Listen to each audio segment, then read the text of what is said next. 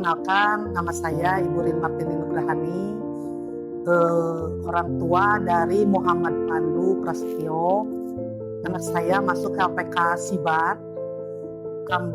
Dia mengambil bidang pekerjaan ya, housekeeping.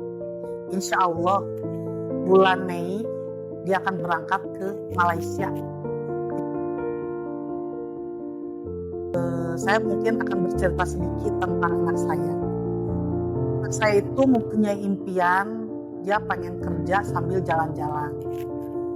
Tapi dia punya keterbatasan dari segi komunikasi. Dia pada umumnya nggak kayak pada anak umumnya, agak sulit untuk berkomunikasi, jadi cenderung diam dan lebih banyak menyimak kalau orang berbicara.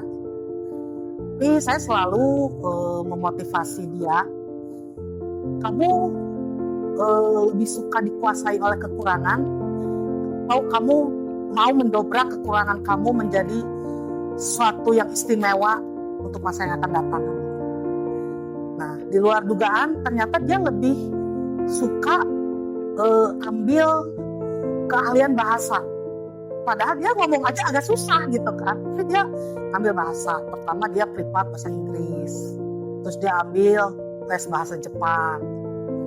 Akhirnya saya tanya, kamu larinya mau kemana sih ambil kuliah? Ambil kuliah tuh jurusan bahasa, khusus bahasa. Aku pengen kerja di luar negeri. Nah, intinya itu impian aku, Bu. Nah, dari situ mulai saya arahkan minatnya dia kuliah ambil jurusan bisnis pariwisata.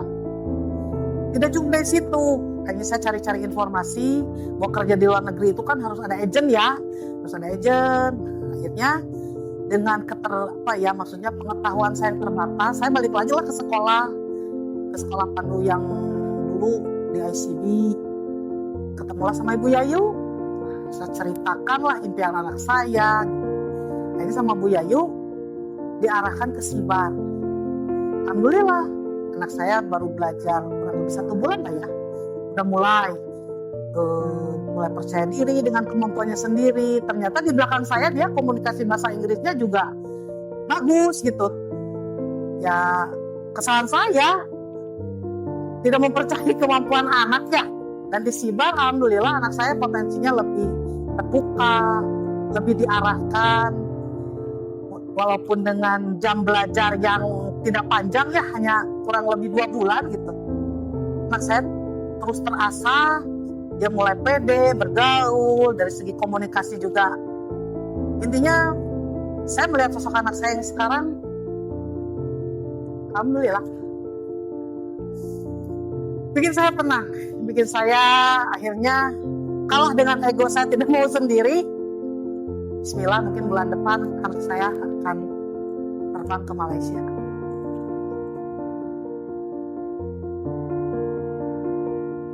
Jujur awalnya saya ragu itu bukan dari lembaganya dulu ya. Saya tuh ragu karena anak saya. Keraguannya apa? Karena yang namanya anak satu-satunya ya. Banyak kekhawatiran gitu kan. Nah, sampai akhirnya saya mendapat diedukasi lah ya oleh Pak Gugum. Mau kerja di kapal itu seperti begini, di luar dia menceritakan sesuai dengan pengalaman kerjanya beliau gitu ya. Mau kerja di luar negeri di kapal itu seperti apa, positifnya bagaimana, negatifnya bagaimana gitu. Ternyata tidak setakut yang saya bayangin ya. Mungkin dulu saya mendengarnya kan dari orang-orang yang yang notabene tidak fokus bekerja gitu kan. Tapi kalau sungguh-sungguh, kata Pak Gugum, kerja di sana, malahan istilahnya mah dari segi pendapatan, dari segi fasilitas gitu ya. Tinggal intinya pandunya aja di sana jujur, terus punya inisiatif, dan ke tamu itu ramah gitu ya. Insya Allah katanya Bu, kerja di kapal, saya sekeluarga juga katanya kerja di kapal. Sebelum saya masukin itu kan saya benar-benar cari informasi. Dan baru pas di Sibar, karena mungkin Pak Gugumnya sendiri basic mendirikan lembaga itu dari bekerja dulu gitu ya, baru mengaplikasikannya menjadi dunia pendidikan untuk mencetak tenaga-tenaga kerja ahli itu ya. Akhirnya saya mulai memperhatikan anak saya udah langsung daftar, Bismillah. Karena ya lembaga sehebat apapun kalau misalkan anak saya nggak punya kemauan kuat juga kan cuma. Alhamdulillah passionnya Pandu di situ di Sibar tersalurkan. Terutama saya juga bisa memantau karena lokasi Sibar juga kan tidak jauh dari kantor saya kan. Jadi saya bisa diam-diam juga cari info perkembangan anak saya bagaimana. Dan yang bikin saya semakin melepas ya demi keberhasilan anak saya, ya anak saya menunjukkan bahwa dengan pendidikan di Sibar, passionnya tersalurkan, dia punya impiannya semakin kuat gitu. Saya juga melarang dia udah enggak, kita harus berangkat. Nah mungkin itu ya yang membuat saya ya sudah Bismillah, ikuti takdirmu.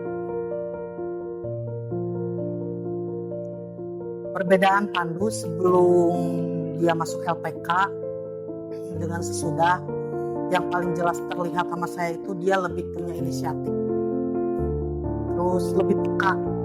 Kayak mungkin ya karena di LPK itu kan diajarin ya, dia kan ambil nanti pekerjaannya itu housekeeping, jadi bebersih lah gitu ya. Nah di rumah dia lebih memposisikan bahwa dia itu sudah bekerja gitu kan. Kalau dulu pagi main handphone gitu ya. Kalau sekarang dia mengaplikasikan apa ilmu yang diterima di LPK itu, bahwa beresin rumah itu anggap beres kamar gitu ya, gitu kan.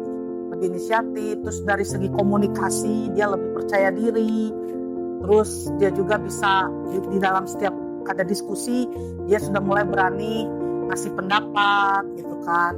Terus dari segi kemampuan bahasanya dia tunjukkan bahwa ya karena kan untuk bekerja di luar negeri kan modal utamanya bahasa ya. Dia lebih ke percaya diri aja. Jadi mungkin karena di LPK itu dipersiapkan bahwa siswa-siswanya itu untuk siap terjun kerja dan nggak bisa menye-menye ya. Karena dengan orang luar negeri itu kan kebayang aja harus benar-benar siap kerja, full inisiatif, kemampuan skill itu harus benar-benar diperlihatkan gitu. Ya intinya Pandu sekarang jauh lebih mandiri, lebih kreatif. Yang paling utama yang saya sangat rasakan sekali, dia sekarang dalam segi komunikasinya lebih terbuka. Jadi bedalah sama Pandu yang dulu gitu kan. Alhamdulillah dengan rentang waktu pembelajaran yang tidak lama, Pandu dengan LPK bersinergi lah. Insya Allah mudah-mudahan Pandu siap berangkat ke luar negeri.